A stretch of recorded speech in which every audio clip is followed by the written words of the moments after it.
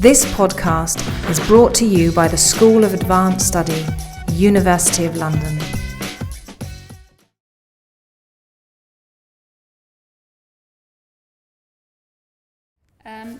Firstly, thank you very much to Miranda, Michael and Philip for inviting me to be part of today and the panel on women in Black British history, and for the opportunity to talk about the 19th century abolitionist, anti-racist campaigner, women's rights advocate, much more, Sarah Parker Remond.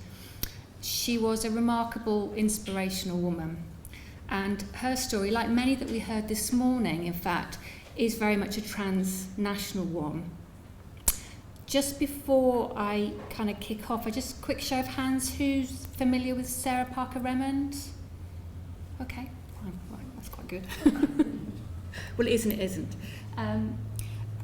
Last September, I graduated from the MA Public History programme at Royal Holloway University, and early in the course I became very interested in the history of slavery and abolition.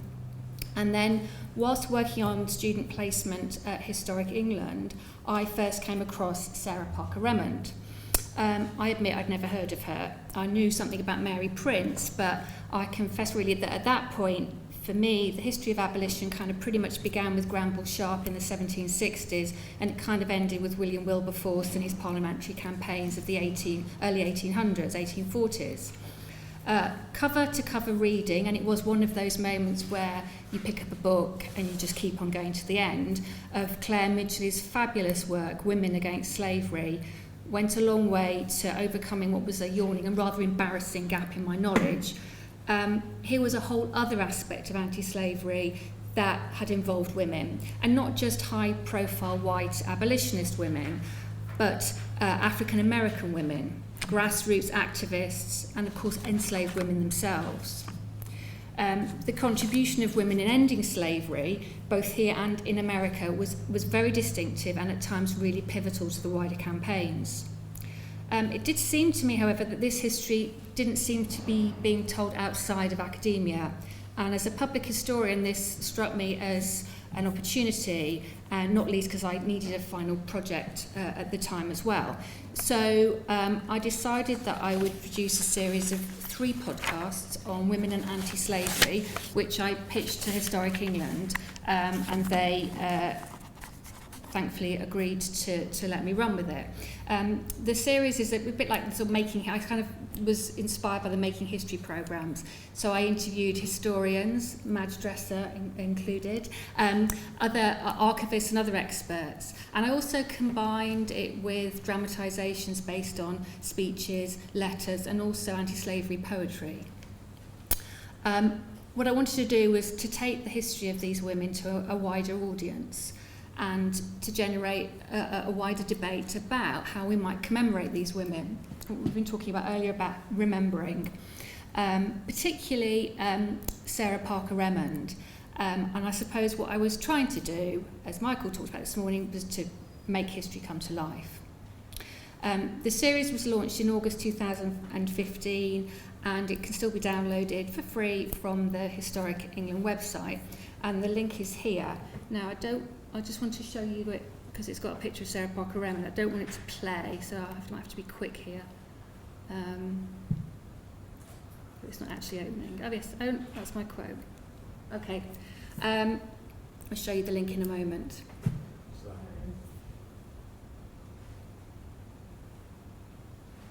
Oh yeah, it is. Right, it's paused. So that's what it looks like, and up there in the right-hand corner, there aren't many images of Sarah Parker Remond. That's a Wiki Commons one that's widely used, and I was really glad that they chose that to front the series. I'm focusing on her today rather than some of the other women I featured for various reasons. Firstly, my sense is that she doesn't really fully enjoy the profile that I really believe she merits. Either here in the UK or in America, where she came from originally, although, and I'll come to this towards the end, that is slowly beginning to change. Secondly, Sarah Parker Remond wasn't just an abolitionist.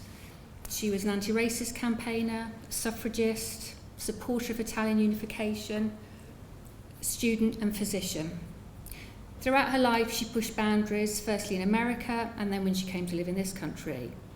She challenged Victorian conventions. She was the first woman to speak to mixed audiences about slavery, about racism and women's rights. And she didn't shy away from controversy. She spoke very forcefully and at times graphically about things like sexual abuse of women slaves. She drew attention to the prevalence of slaveholders in American politics, something we're still really getting to grips with here in terms of the legacy of slave ownership. And when the Civil War broke out in America, she didn't hesitate in urging her audiences, to whom she was lecturing, to oppose the Confederacy.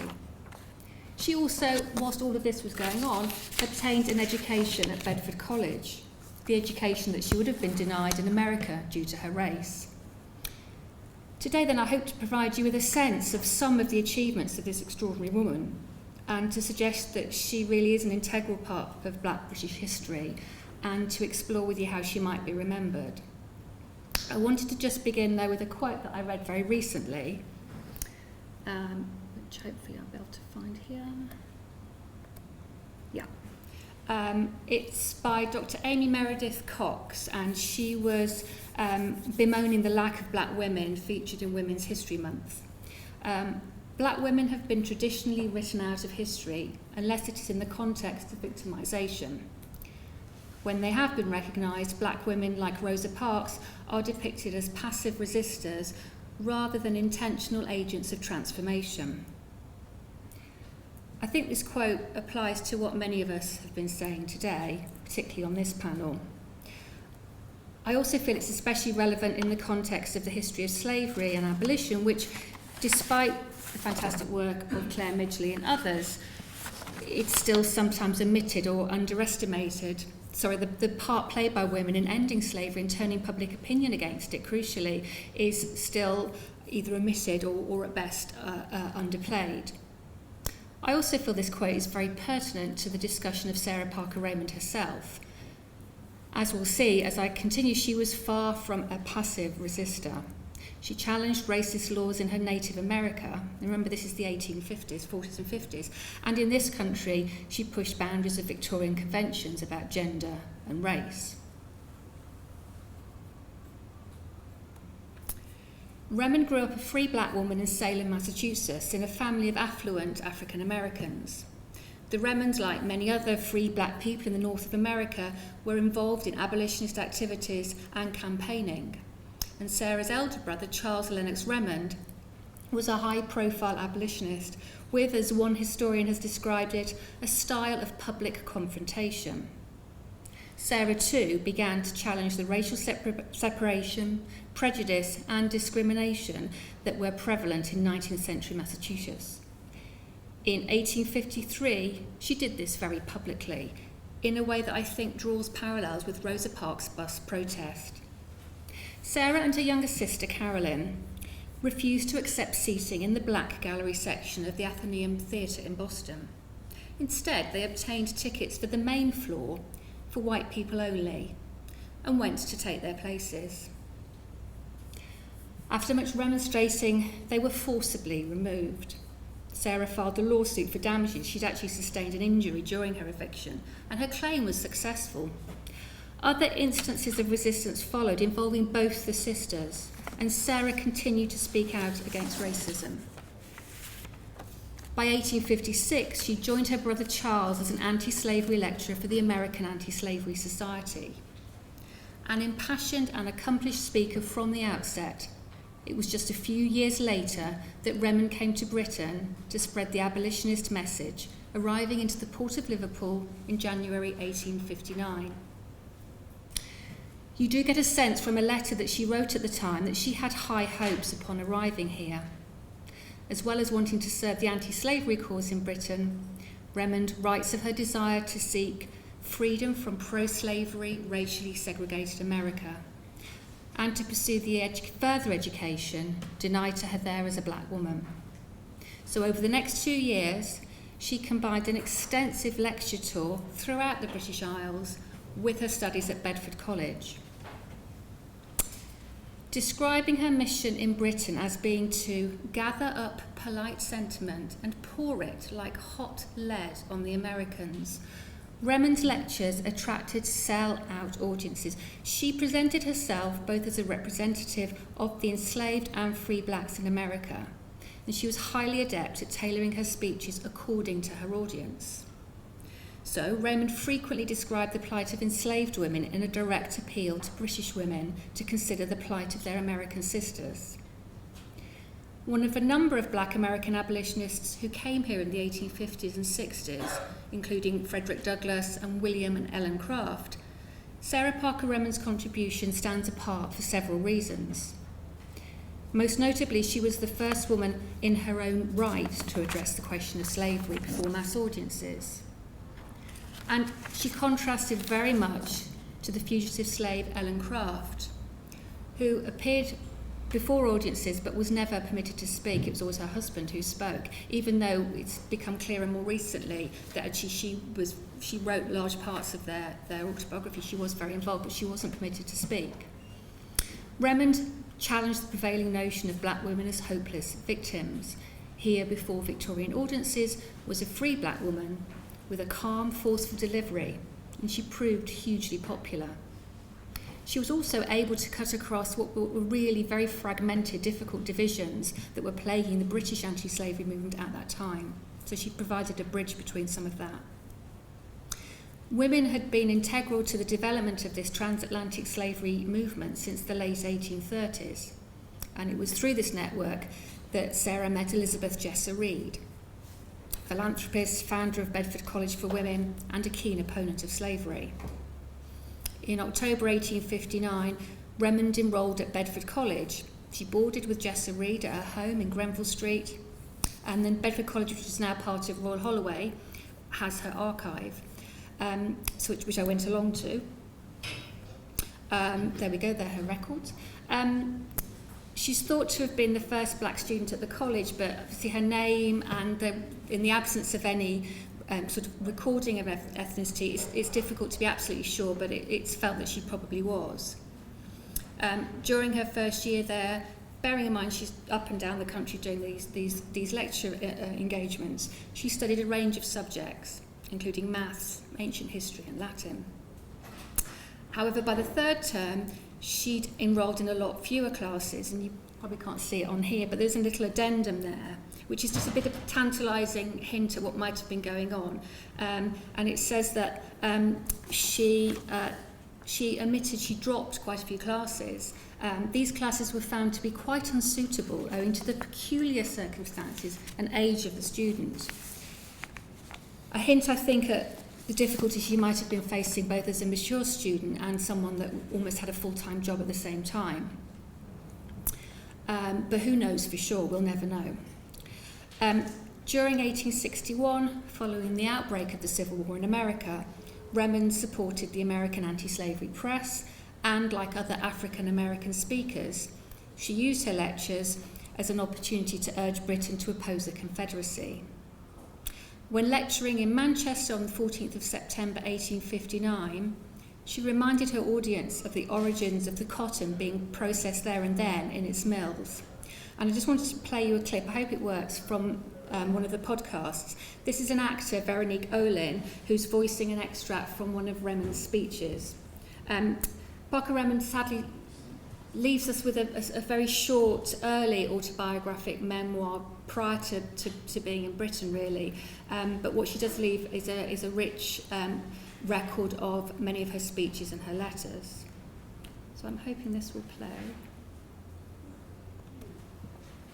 Although the anti-slavery enterprise was begun some 30 years ago, the evil is still rampant in the land. The slaves are essentially things with no rights, political, social, domestic, or religious. The absolute victims of all but irresponsible power. For the slave, there is no home.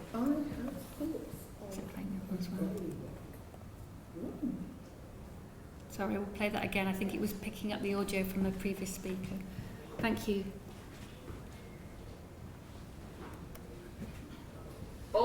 the anti-slavery enterprise was begun some 30 years ago, the evil is still rampant in the land.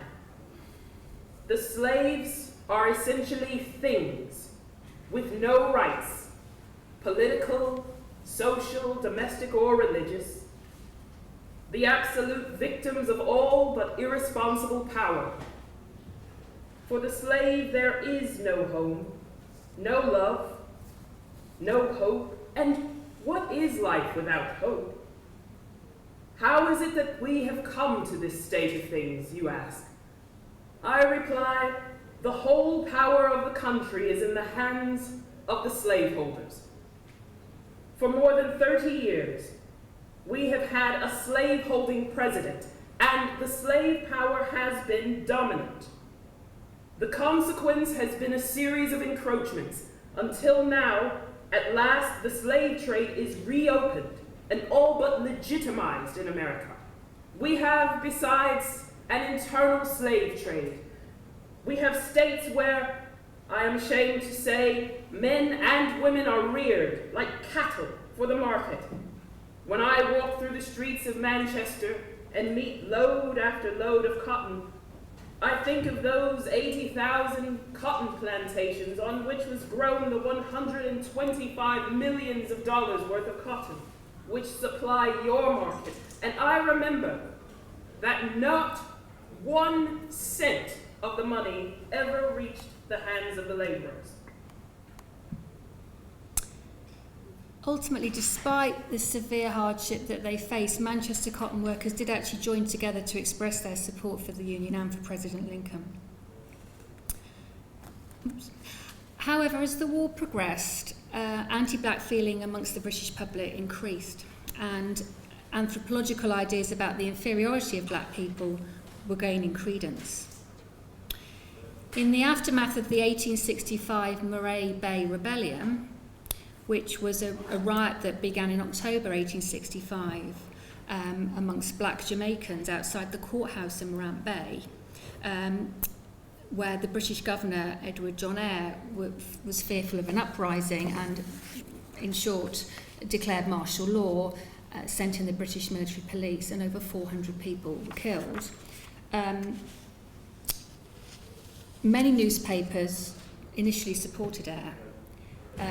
Remond, however, wrote a letter in very strong terms to one of the few newspapers at that point, the London Daily News, who was questioning these actions and expressing her outrage at the treatment of black Jamaicans by the British military police.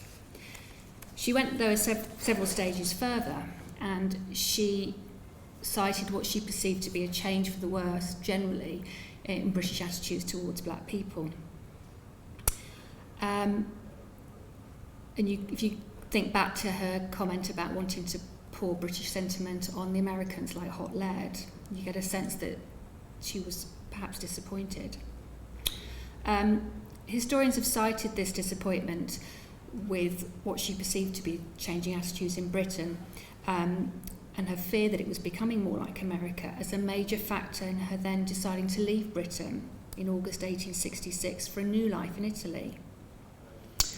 However, if you look at Raymond's application for British naturalisation, which I'm grateful to Dr. Nicola Phillips from Royal Holloway to draw into my attention recently, it doesn't actually bear that out. There's a whole raft of documents which go backwards and forwards while she's in Italy, which seem to suggest that she really did wish ultimately to settle permanently in Britain, and that she was only visiting Italy temporarily, although she has about 4 reapplications which are granted, and then it kind of goes cold and the trail ends. A letter reproduced in the National Anti-Slavery Standard dated November 1866, she describes herself as being uncertain how long I shall remain in Florence. I'm not here for pleasure, but for study. So we can only speculate about her subsequent decision to settle permanently there rather than in Britain. She already had contacts. She was great friends with the Italian nationalist revolutionary Giuseppe Mazzini, and she was a supporter of Italian unification. However, perhaps the most likely reason was that she then had an opportunity to study further, and she studied medicine, qualifying as a doctor in Florence in 1868, where she was to remain in Italy until her death in Rome in 1894. Despite making her mark, both in America and in Britain, it has only been really very recently that there have been any initiatives to try and remember publicly Sarah Parker Remond's contributions. In 1823, following an appeal by a group of women in Salem for donations from the public, a plaque in her memory was installed in the non-Catholic cemetery in Rome where she's buried. More recently, I discovered, the Rome, Italy chapter of the Daughters of the American Revolution, not known for being the most radical organisation, has initiated a project to install a commemorative plaque in a building in Piazza Barberini in Rome, where Sarah Parker Remond lived in the 1880s. Given her pretty astonishing contribution to many causes, including anti-slavery and anti-racism in this country, and a lifelong battle to gain an education, it led me to think that surely it was only fitting that she should be remembered and honoured publicly here too as well. Oh, incidentally, she was an active member of the Ladies' London Emancipation Society, founded by her great friend Clementia Taylor, and she was a signatory to the 1866 Women's Petition. However, if you go to Aubrey House in Notting Hill in London, where the Taylors lived, there's a plaque there naming Taylor and many other radicals involved in emancipation and suffrage, but Remond's name isn't listed there.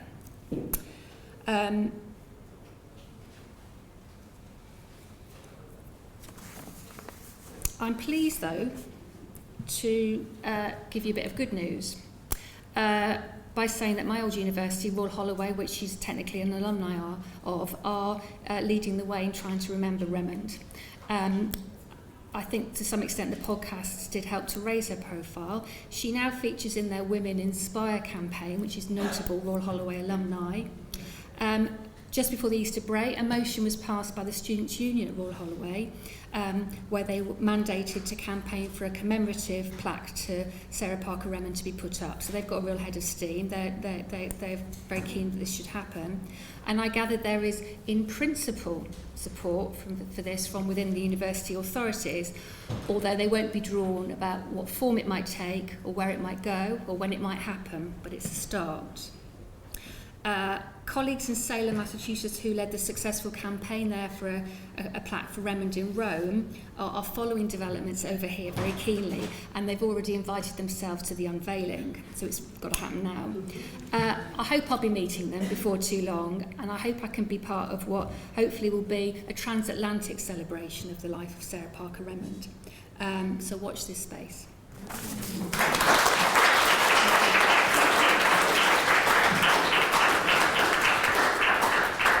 Sorry, I should have said this image is, there's a display starting on the 21st of April at the Women's Library at the LSE because it's 150 years since the 1866 petition was signed. Parker Remond, was, as I said, was one of the signatories, and so the artist Anne Dingsdale, who's got this exhibition, kindly allowed me to reproduce this today, which I think is a really nice take on what we have very few images of her, and I think this is a rather lovely interpretation. Thank you for your time.